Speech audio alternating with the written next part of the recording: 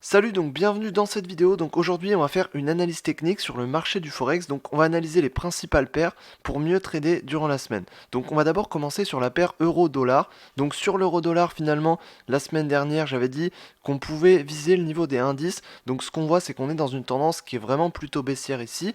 On voit que sur ces dernières semaines on a eu une tendance ici qui était plutôt haussière et on est venu chercher justement les niveaux les plus hauts, ici avec notamment le niveau des 1,12, et finalement on est parti à la baisse juste après, on est venu chercher le niveau des indices. Donc la semaine dernière, j'avais dit que on pouvait potentiellement continuer le mouvement baissier et pourquoi pas même viser le niveau des indices. Donc finalement, on est venu sur le niveau des indices ici et finalement, on a rebondi sur ce niveau. Donc qu'est-ce que ça veut dire? Ça veut dire qu'on a eu un mouvement haussier qui était même très fort sur cette dernière bougie et on est revenu quasiment sur le niveau des 1,11 ici. Donc finalement, qu'est-ce qu'on peut dire pour la suite? Simplement ici, on voit qu'on est plutôt baissier globalement sur cette paire. On a une tendance qui est plutôt baissière nettement. Maintenant, on voit que depuis quelques temps, on a eu une tendance haussière ici. On est reparti à la baisse. Et ensuite, ici, on semble marquer une correction à la hausse. Donc, de toute manière, la tendance long terme restera baissière à mon avis. Maintenant, au niveau du moyen terme et du court terme, ici, on restera plutôt haussier. Pourquoi? Parce qu'on a eu un rebond sur un support important. Ici, le support des indices. On est parti à la hausse ici. On arrive sur le niveau des 1,11. Et finalement, on pourrait très bien continuer ce mouvement à la hausse. Donc, simplement continuer pour venir marquer pourquoi pas un sommet et qui serait potentiellement même aligné avec ces deux sommets, pourquoi pas, donc pourquoi pas simplement marquer une tendance baissière et ensuite continuer cette tendance baissière simplement pour la poursuivre jusque sur le niveau des indices à nouveau et ensuite casser le niveau des indices et partir plus à la baisse. Donc de toute manière, sur cette paire sur le long terme, on reste clairement baissier. Maintenant ici, ce qu'on voit sur le moyen terme, c'est qu'on est parti à la baisse, c'est qu'on a franchi des niveaux importants également, et finalement on a rebondi sur le niveau des indices.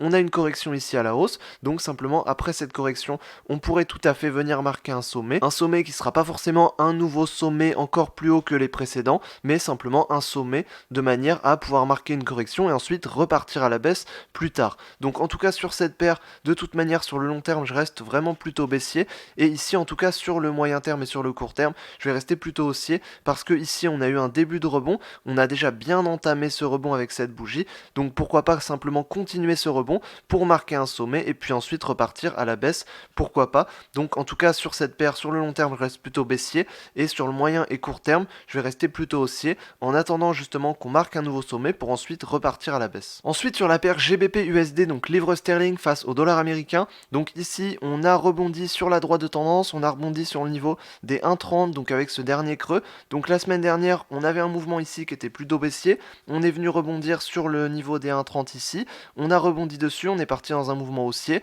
on est venu sur le niveau actuellement des 1,32 et finalement ici on a un mouvement qui est clairement haussier. Donc qu'est-ce que ça veut dire? Ça veut dire simplement qu'on pourrait continuer à partir à la hausse. Donc si on repart plus à la hausse, on pourrait venir sur le niveau des 1,33 et même pourquoi pas à terme sur le niveau des 1,35, le niveau qui est juste au-dessus, donc le niveau le plus haut qui correspond à ce sommet ici. Donc on pourrait tout à fait partir à la hausse. Et ce qu'on voit de toute manière sur le long terme ici, c'est qu'on voit que depuis à peu près août et septembre, on est haussier sur cette paire et la hausse pourrait très bien continuer puisque la tendance long terme selon moi serait plutôt haussière. Et ensuite ici au niveau du moyen terme, on voit qu'on a rebondi sur un niveau important et qu'on part à la hausse, donc on a potentiellement un début de mouvement haussier. Et ici au niveau du court terme, on voit qu'on est clairement haussier, on a des forts mouvements à la hausse, donc clairement ici sur cette paire on va rester à la hausse. À mon avis on peut viser le niveau des 1,325 dans l'immédiat et ensuite pourquoi pas le niveau des 1,33 et à terme bien sûr on visera le niveau des 1,35 ici et même pourquoi pas plus haut encore si vraiment on a des confirmations que la tendance long terme reste haussière. Dans ce cas on pourra partir encore plus haut. Donc en tout cas pour le moment ici on a rebondi sur un niveau important, le niveau des 1,30 et sur la droite de tendance ici on part à la hausse juste après, on arrive sur le niveau des 1,32, le niveau des 1,325, on pourrait venir sur le niveau des 1,33 et également le niveau des 1,35. Donc clairement à mon avis sur cette paire on part à la hausse. On voit qu'ici dans les deux dernières bougies on a avalé toutes les bougies de la semaine dernière et même un peu de la semaine d'avant. Donc ici ça montre clairement une hausse et qui peut même être très forte. Donc ici clairement à mon avis sur cette paire on va partir à la hausse, pourquoi pas même assez fortement. Maintenant on aura bien sûr des corrections, mais en tout cas je vais rester plutôt haussier sur cette paire. Sur le long terme je vais rester haussier et ici sur le moyen terme et le court terme clairement on a des fortes bougies haussières, donc je vais aussi rester haussier. Donc en tout cas sur cette paire on va rester clairement plutôt haussier. Ensuite sur la paire USD-Yen, donc dollar américain face au yen japonais, donc ici sur cette paire on voit que au niveau de la tendance ici long terme, on est plutôt haussier depuis fin août. Donc ici, on est dans une tendance qui était plutôt haussière. On a stagné pendant pas mal de temps ici. On a eu un mouvement haussier qui était assez fort. On est venu sur le niveau des indices. Ici, on a eu un mouvement baissier qui était vraiment très fort et qui était même plutôt rapide. Et ici, sur cette dernière bougie, on a franchi également le niveau des 108,5, donc qui était un niveau important dans le passé, notamment ici. Et ce qu'on voit, c'est qu'on s'est reposé ici sur cette droite de tendance. Donc ici, c'est simplement une potentielle droite de tendance. On voit qu'elle n'est pas validée, on n'a que 2 points ici. Mais en tout cas, ici, sur cette paire, on voit qu'on est clairement parti à la baisse. Ici, ce qu'on voit également, c'est qu'on pourrait partir, pourquoi pas plus à la baisse en tout cas dans le futur. Pourquoi? Parce que simplement on arrive sur un niveau de support important et on voit que ici finalement on est vraiment très baissier. En plus de ça, le sommet qu'on a marqué ici, c'est un sommet qui correspond à une droite de tendance très long terme ici. Donc simplement on pourrait vraiment partir plus à la baisse sur cette paire. Donc au niveau du long terme, on voit qu'on est plutôt baissier, au niveau plutôt du très long terme même. Ensuite ici on voit qu'on est plutôt haussier, mais on pourrait tout à fait avoir lieu à un retournement de tendance et on voit donc la manière dont on arrive sur le niveau ici que finalement on pourrait continuer à partir à la baisse. Donc ici, on voit que le mouvement baissier était vraiment très fort, on est parti vraiment très rapidement à la baisse, et ici, la baisse pourrait très bien continuer. Donc en tout cas, si la baisse continue, on irait sur le niveau des 108 ici, et à terme sur le niveau des 107, et pourquoi pas même sur le très long terme, pourquoi pas même sur le niveau des 104, donc qui correspond à peu près à ce creux ici. Donc en tout cas, pour le moment, c'est pas des niveaux qu'on va viser, simplement pour le moment, on pourrait viser par exemple le niveau des 108 ici, et à terme ensuite le niveau des 107. En tout cas, pour le moment, ce qu'on voit, c'est qu'on arrive sur des niveaux de support importants. On n'a pas encore marqué de creux qui sont plus bas que les anciens creux, notamment ce creux ici, mais ça pourrait tout à fait venir. Pourquoi? Parce que selon moi, on pourrait avoir un retournement de tendance. Alors maintenant, on n'a pas encore confirmé ça, mais en tout cas, je pense qu'on partirait plutôt baissier sur cette paire. Maintenant, la baisse peut tout à fait être légère. On peut très bien avoir une stagnation avant d'avoir une baisse. Donc en tout cas, sur cette paire, je vais rester plutôt légèrement baissier. Donc je pense que sur le long terme, de toute manière, on est plutôt baissier. Ensuite, sur le moyen terme ici, on voit qu'on est dans une tendance plutôt haussière, donc il faudra forcément des confirmations avant de partir plus à la baisse.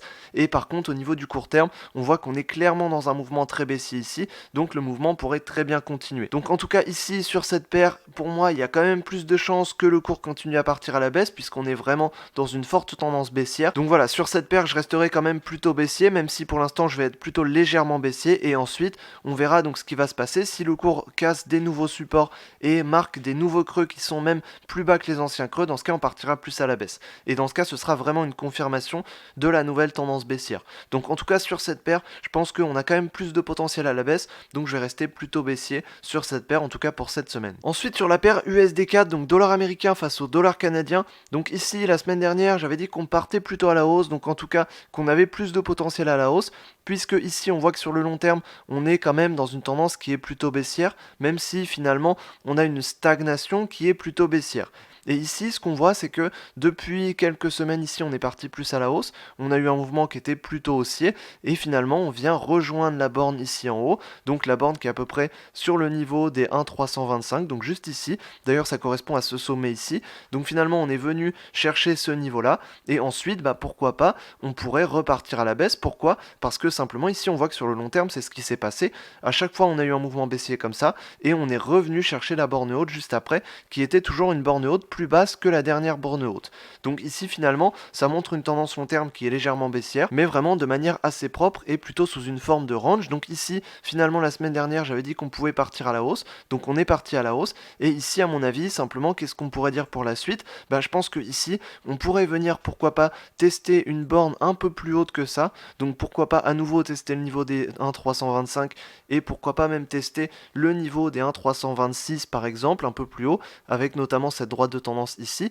Mais ensuite à terme, de toute manière, le but ce sera de repartir à la baisse. Donc ce sera de toute manière de viser le niveau des 1,32 et de viser le niveau des 1,31, puisque à terme on va s'attendre simplement à un mouvement comme il y a eu dans le passé, donc c'est-à-dire des baisses et des hausses alternativement en venant chercher les bornes hautes et les bornes basses. Donc ici de toute manière, je pense qu'on a encore un peu de potentiel à la hausse, donc simplement à mon avis, on reviendra tester la borne haute ici du niveau des 1,325. Je pense qu'on pourrait tout à fait vraiment venir chercher encore une borne un peu plus haute.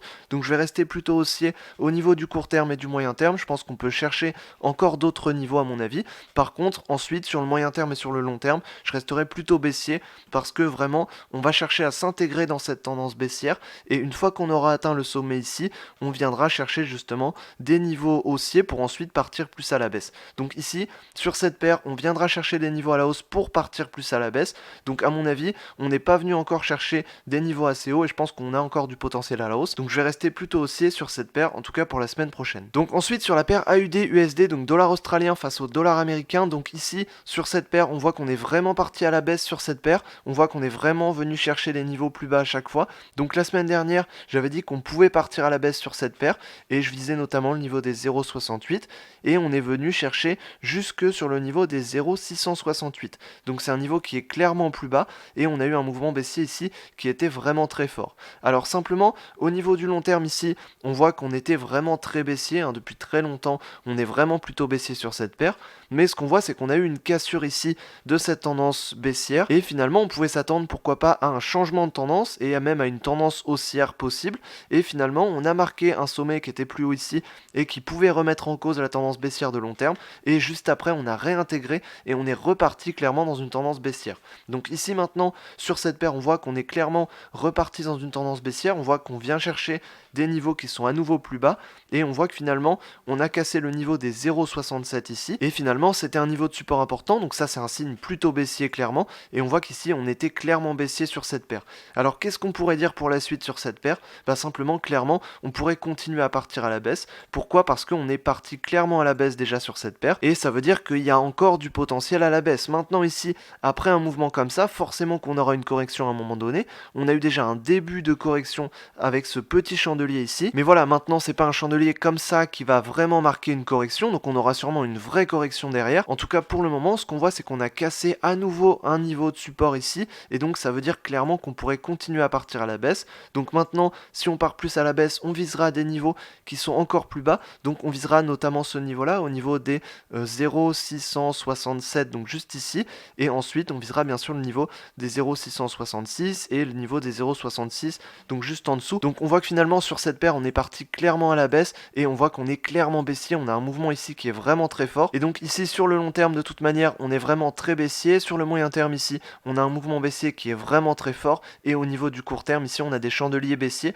qui sont vraiment très forts. Donc de toute manière sur cette paire on est extrêmement baissier. Maintenant c'est pas forcément le meilleur moment pour prendre des trades à la vente, en tout cas clairement on est baissier et en tout cas clairement il faut trader dans le sens de la baisse sur cette paire. Donc après voilà, chacun trade comme il veut, mais moi je trouve pas que ce soit les meilleurs moments pour vendre. En tout cas il vaut mieux vendre quand on est haut et acheter quand on est bas. En tout cas ici ce qu'on voit c'est qu'on est très bas et que le mouvement baissier peut encore continuer, donc ici je vais rester clairement baissier sur cette paire. Ensuite sur la paire NZD-USD, donc dollar néo-zélandais face au dollar américain, donc ici on est un peu dans le même cas de figure finalement. Donc on avait une stagnation, j'avais dit qu'on pouvait partir plus à la baisse, qu'il y avait plus de potentiel à la baisse en tout cas, mais on restait quand même dans une stagnation, et on voit que finalement ici on est parti très à la baisse avec ce chandelier baissier, on a franchi vraiment toute cette tendance haussière et finalement on a franchi des niveaux de support importants, on est parti clairement plus à la baisse, et ici clairement on a franchi à nouveau des niveaux de support récemment, donc ici clairement on est très baissier sur cette paire. Donc qu'est-ce qu'on pourrait dire pour la suite? Simplement on pourrait viser des niveaux encore plus bas.